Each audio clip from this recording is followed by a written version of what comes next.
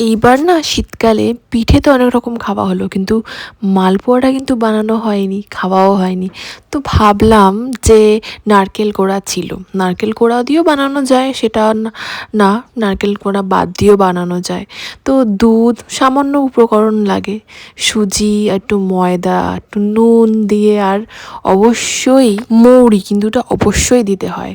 তারপর আর কি, সব একটুখানি ওয়েট করে মিশ্রণগুলো রেখে দিয়েছিলাম, তারপরে গরম গরম ভেজে সার্ভ করলাম চিনির জলে রসে ডুবিয়ে। দারুণ এই হোমমেড মালপোয়াটা। তোমরা কিন্তু কমেন্ট করে জানাতে একদম ভুলো না কীরকম দেখতে হয়েছে, আর তোমাদের কার কার মালপোয়া ভালো লাগে। আমার তো মালপোয়া ফেভারেট, বাট এবারে কিন্তু সেরকম ফোলেনি, আর একটু হয়তো ফাটাতে হতো। তোমরা কিন্তু একদম তাড়াহুড়ো করবে না, আরও একটু ফাটিয়ে তারপরে করো। আর খেয়ে জানিও কীরকম লাগলো কিন্তু। থ্যাঙ্কস ফর ওয়াচিং, দেখা হবে অন্য ভিডিওতে।